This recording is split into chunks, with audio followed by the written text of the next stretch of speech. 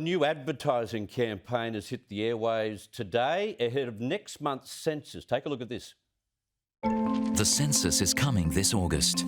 Look out for instructions on what to do. The census. Every stat tells a story. Households will be given several days to fill out the forms rather than a single night. That might be the way to avoid the disaster of before. The federal government is hoping to avoid the technical problems which plagued the census in 2016. The Bureau website crashed for 40 hours, you might recall, after a cyber attack. An option to identify as a non-binary gender will be available for the first time this year. Assistant Treasurer Michael Sukkar joins me from Melbourne. Thank you so much for your time, Michael. G'day, Chris. Good to be with you. Now, are you happy to be in charge of this, or have you drawn the short straw? No, Chris, I'm very pleased to have carriage of the census this year. The data is so important, as our advertising campaign makes clear with every stat telling a story. The data is so important, not only to government agencies who are making decisions around health, education, infrastructure spend, but to so many businesses around Australia who rely on ABS statistics for their own businesses and decision-making and planning.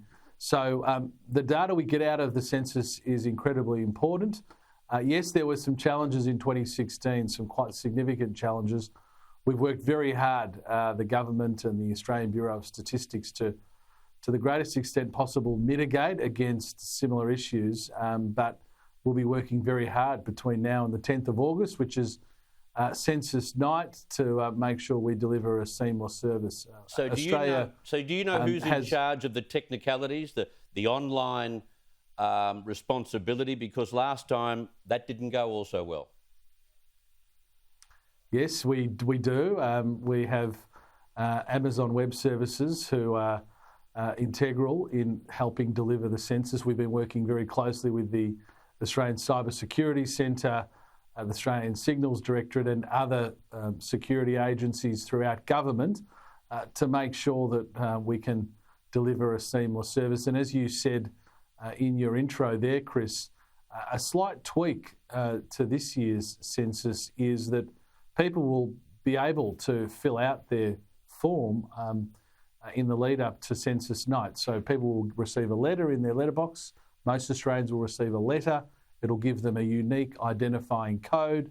They can get on as soon as they're ready to complete their census. If they know where they're going to be on census night, complete that form, get it done. That should take a bit of the pressure off the night, but that's not really the motivation for that, Chris. It's a decision we've taken to try and encourage people to do it and to, as I said, make this is an easier process for Australians as possible. What about if you're not connected online, you don't have internet access? What do those people do?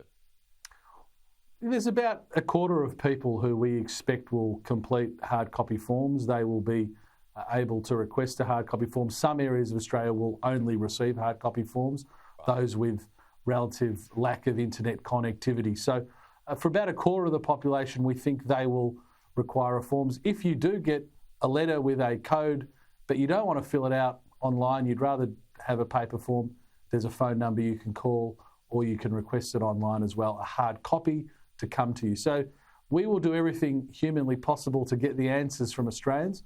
We have a 95% response rate, which is high by international standards.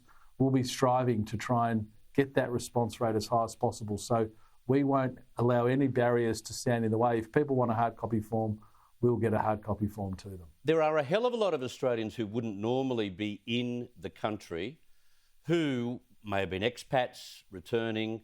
There's a stack of people here now. So will the census be a little bit out of whack because of the changing times, or is this beneficial because you've got access and information from more Australians? Well, undoubtedly it'll be beneficial, Chris. I think no doubt there's been an impact due to COVID with expat Australians returning and relatively lower net overseas migration. I mean, in the end, a census only counts the people that are here on that night or in that period. That'll be the case this time around. I suspect when we're talking about material differences, the data will prove that one way or another. But in the end, the impact of COVID is here, and the census will give us data that, as I said, can help inform the decision making for the future, which, the impact of COVID from a population perspective is going to have long-term consequences. So in a sense, there perhaps isn't a more important time to conduct a census, and it's just so happened that the 5-yearly census is this year, but it'll be incredibly important data.